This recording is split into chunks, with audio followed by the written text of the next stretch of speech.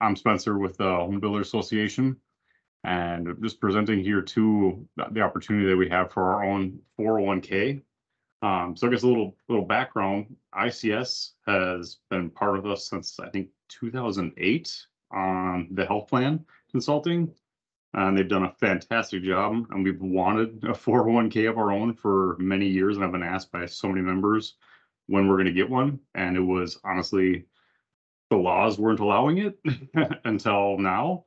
So we brought on ICS for that opportunity too, because they helped develop a great plan that we actually use internally as well for our own 401k. So obviously trust them, and they've been doing a fantastic job. Just a little background on Jason there. He's been with ICS since the beginning of this year. So new with ICS, but not new to the financial world. And he's been in it for 20 years.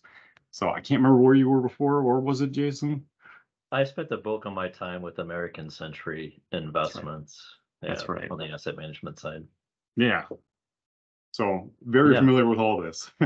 Well, thank you for that, Spencer. So again, my name is Jason Tucker with ICS, Investment Consulting Services. We're going to try to keep this short so you guys can all get on with your day.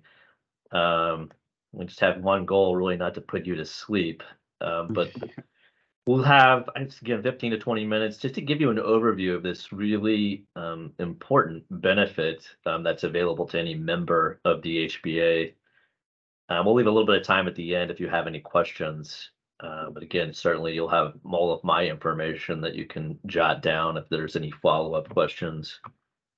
And I'll apologize in advance. I'm working from home, and I do have a couple of dogs roaming around the house that get loud occasionally. So here's what we're going to go over today. Real quick, we're just going to talk a little bit about our firm, who you're speaking to, who we are.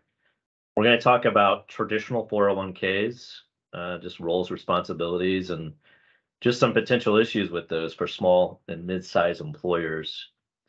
And then we'll transition into pooled employer plans, this new option that Spencer alluded to that just became available just a few years ago. And then finally, we'll give a cost comparison of what a pooled employer plan looks like compared to a traditional 401k. So with that, investment consulting services. So our firm has been around since 2004. 2003, we strictly focus on consulting to employer retirement programs, investment pools of money. So our interest is aligned with our clients' interest, that we don't have any outside ownership, and we're 100% employee owned. We have no affiliations with broker dealers. We don't accept commissions, and we are strictly fee based. We act as a fiduciary on every one of our relationships. To date, clients have trusted us with over $4 billion in investments to manage. So let's just get to the point. So right now, we have a problem in our country with retirement. You can see by this slide, most large employers offer retirement programs to their employees, but it's not the same with smaller and mid-sized employers. You can see on that chart on the right, close to half don't offer a retirement program. And there's some reasons why. Retirement programs, the traditional 401ks can be costly. They're a bit complicated, and a lot of responsibility falls on the employer to oversee it. You can see here all of the responsibilities we've laid out. The plan sponsor, that's just simply the employer offering a traditional 401k. I'm sure some of you have 401ks already with the employer you're with. Some of you may not. For those that do, you can see the ones that are highlighted here in red. These are the issues we're seeing where 401ks aren't being managed correctly, so they're not compliant, and the end result is a lot of lawsuits are occurring. You can outsource some of the responsibilities on the plan administrator, record keeper side, and of course on the investment consulting side. Those are through arrangements where someone's acting as a fiduciary on your behalf. It's a contract, and so they're simply stating that if something goes wrong, they're sharing the responsibility with you. Again, average small 401k plan cost, or somewhere around the average of 7,000 total. So that's 3,000 to start up a 401k, and another roughly 4,000 on annual cost of a 401k.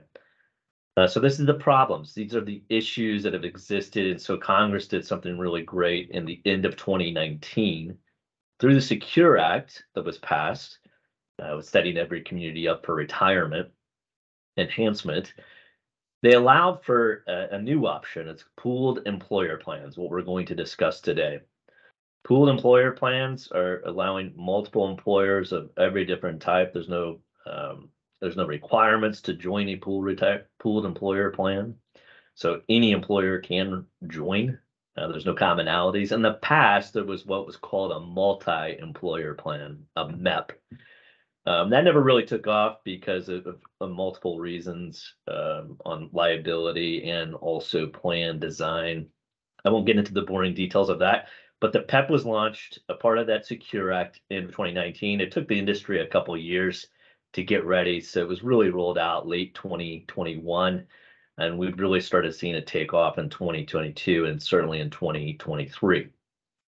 So pooled employer plans, they outsource a lot of the functions that an employer or a plan sponsor would be required to do. As you can go back to this slide and see all these responsibilities again, the roles, pretty much all of these are outsourced, and we'll get it to another slide that'll showcase that.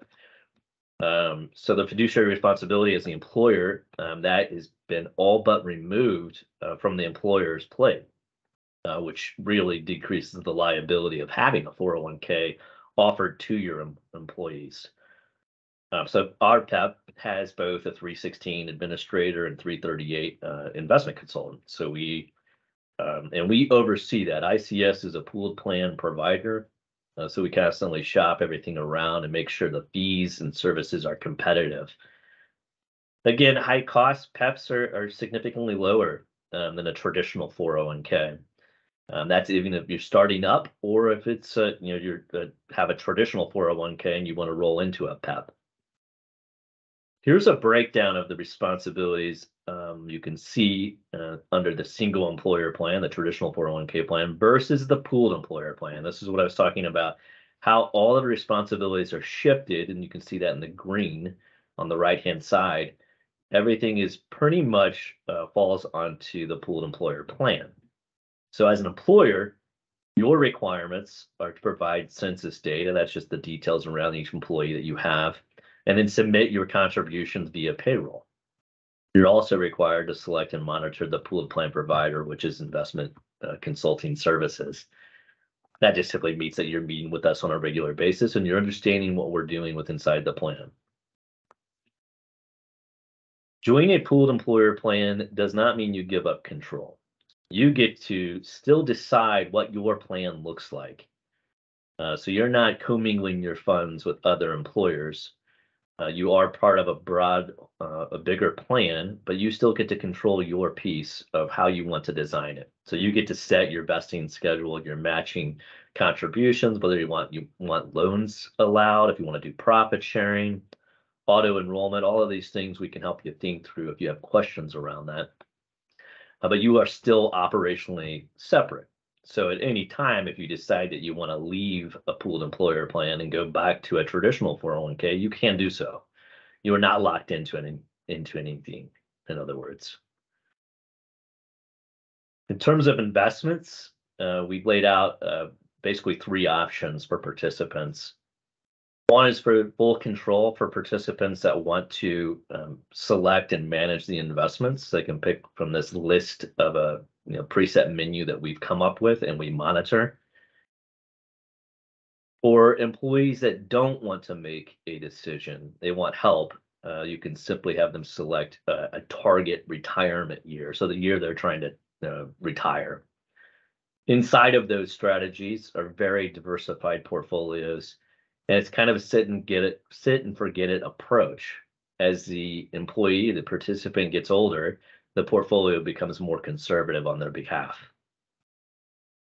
Last option is just a risk-based option. Again, this is for people that want help. They can just simply pick the risk level they're comfortable with. And then that just stays the same until they decide to make a change. We manage these we monitor these underlying investments and the allocations that are attributed to each area of the market. One thing that is unique about our investment lineup, ICS does not accept commissions or revenue sharing from investment firms. So investment firms can't, pay to play, influencing us to be in part of a lineup. So any mutual fund within their expense ratios, they can have revenue that goes to, a record keeper or an investment person. In our structure, if there's any such revenue sharing, as you can see in the middle column, it's credited back to the employees or the participants on a daily basis. This is a bit unique. And also, if there's any foreign taxes, historically, a lot of places just, if there's foreign tax credits, a lot of places just keep those. We don't. We have those credited back to the employees and participants on a daily basis as well. Here's the bottom line. Fees are so important because of the drag they can have on retirement outcomes. It's so important to constantly monitor and make sure fees are competitive. The end result, as you can see from this chart, fees can have a significant impact on someone's ability to retire in their overall pool of funds. You could see on this left-hand side, the average total fee we see with small employers is around 1.09%. So that's the industry average. The ICS pooled employer plan comes in around 0.82%. That can change, by minimal amounts depending on how many employees you have. But you could see why this matters. Smaller fees, lower fees have significant impacts over time as it relates to the outcomes of the employees and their ability to retire. Last slide I want to cover is just a simple cost comparison. On the right-hand side, the lighter blue color is for a traditional 401k, and that's the average cost for starting up a plan and the annual costs that go with it. Inside of a PEP, it's about $3,000 roughly lower, $2,800.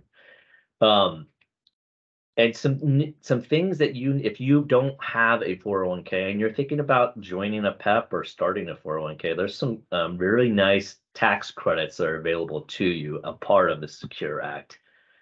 Up to $5,000 per year. You'll have to check with your accountant or CPA, but it can help cover your first 2 years of the cost of joining a PEP, and that can have a significant impact on your decision. Again, just to recap, this is a wonderful benefit the HBA is providing to their members. It's a way to outsource a lot of the responsibilities that typically fall on an employer. It's a way to minimize the cost of offering a 401k. And then, a lot of your liability by offering one is minimized through the PEP. So I'll leave you with that. Last slide is all of our contact information at ICS. You can see my info on the right-hand side if you want to call me directly, or if you want to email me with any questions as it pertains to your company. So if you're looking for a quote on what it would cost you, we can do that. Or if you have an existing 401k and you want to understand what your fees would look like, we can give you a quote on that as well. We can actually run a side-by-side so you can see everything, how you're currently, what you're currently being charged and what the PEP would be. So you can make an easy comparison on what those fees look like. So I'm going to stop there in the interest of time. We've got about 10 minutes left. I'll just go ahead and stop, have a pause. If there's any questions I can answer, because that was a lot, but I wanted to keep it short in the interest of time. So any questions that anyone has that I can address? So is this a situation where you just charge the fees on the outside of the plan rather than, taking a percentage of, let's say a fund earns 9% and you know, a 0.9, you know, is a management fee, and typically the advisor or you would get a cut of that. Is this a scenario where you don't get a cut of that? You get the fees outside of the plan? So, yeah, that's a great question, Kyle. Sorry, I didn't mean to cut you off. You could choose to do it first. You pay it all outside of the plan as the employer, or you can choose to model it within the investments so the participants make up the or pay those fees, or you can do a combination. So there's 3 different ways to do it. Okay. So you have flexibility as the employer and how you want to model that.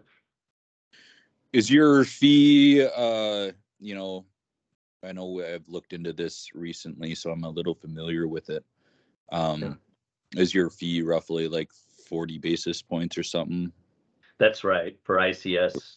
Yeah. So that 0.82% that I quoted on a startup plan, 40 basis points of that is ICS's fee. Okay. And then I'm sorry if I'm hogging anybody else's No, fine. No, these are great questions. desires to speak in here, but how open are the choices of the funds that you can choose from? I mean, do you have, you know, 1,000 different funds you can have, or is it pretty limited with, you know, a particular, you know, I saw Schwab there, or is it open to, you know, T. Rowe Price or Vanguard or anything that you want? No, it's limited. Okay. So we've set the menu. We've deliberately done that. So you could see all of the choices on this screen. And Okay. we'll make changes to these options, but we've limited this deliberately because we find that employees, participants, if they have too many choices, they don't make a decision at all, or they might pick one of each, which is problematic for their, you know, participant outcomes or retirement outcomes. Sure. All right. I think there was another question in the chat. So the question was, if you're starting a new plan, how quickly can it be up and running?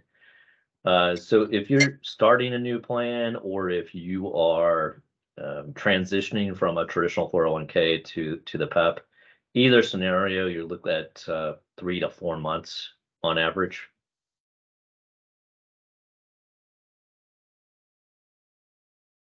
So that's start to finish. There's required notices that have to go out to participants,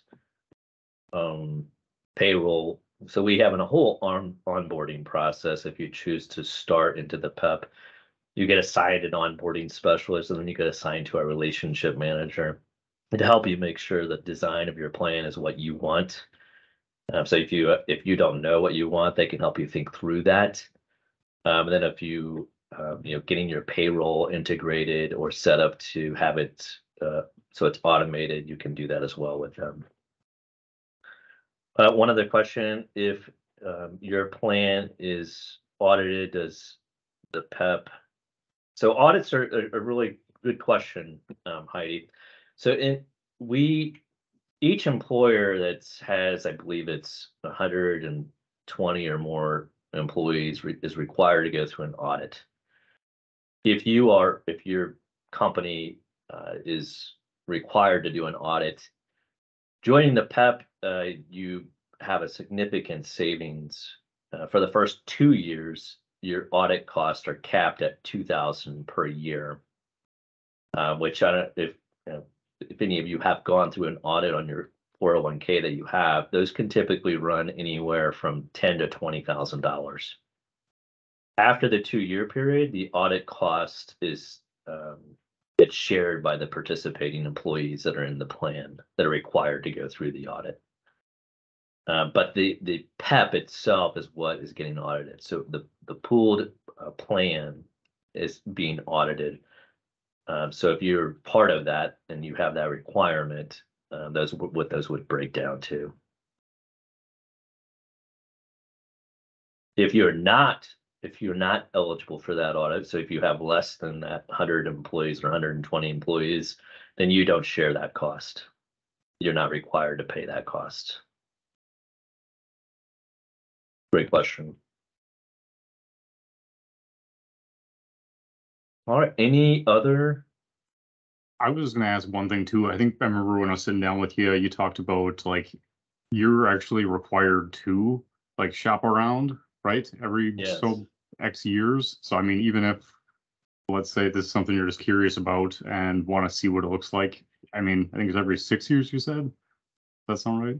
Well, so we are the pooled plan provider, so we are also the 338 investment consultants. We're responsible for two parts, right? The overall plan, and those responsibilities, we're constantly looking at the administrator and record keeper to make sure they're competitive, and that they have, good fees. And then we shop that around every 2 to 3 years. So we do an open RFP and have record keepers. So right now we're with the Standard, what used to be called Securian, company based in Minnesota. We're about the 8th largest record keeper in the business. But we will open that up on a regular basis to make sure that they are, competitive fees. So we take that responsibility. We do that. And then the other function is the investments. So we're constantly monitoring the investments. That's our role. So we make sure that the performance is competitive and that the fees are reasonable. Good question. And with those who do have a 401k, are they required to check or shop around too? Like if any of these people listening right should now be. have one? Yeah, if you're an employer and you're offering a traditional 401k, you should be at a minimum every 3 years opening an RFP to make sure both your consultant, your record keeper, everything is competitive. The reality is small employers don't do that, right? Because they don't have the time. And that's the problem, right? This is what Congress is trying to address. As the plan grows, as more employers come in, we do get to act in your interest in making sure these fees continue to come down.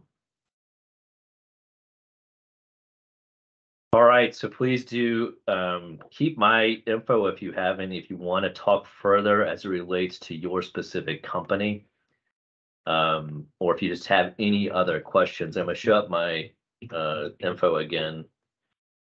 And that way, again, I'm right here, Jason Tucker, phone number 630-928-1055.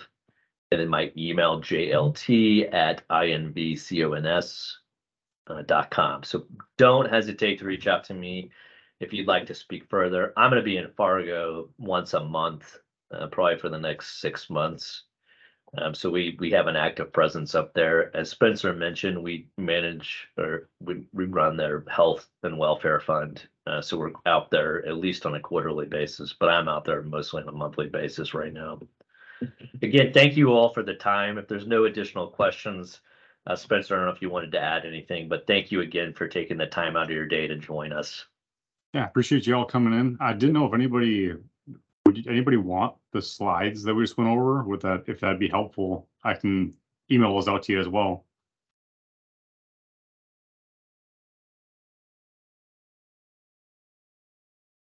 Yep. Yes. All right, cool. Yeah, all right. I'll shoot those out to everybody here. Yeah, and if you have questions, follow up with Jason or myself. Be happy to answer anything I can. It's 401k related. Jason's obviously the pro, so shoot him his way. Well, thank you, everyone. And again, we were trying to be deliberate and be very quick here because we know you're busy. But don't hesitate to reach out if there's any questions you have.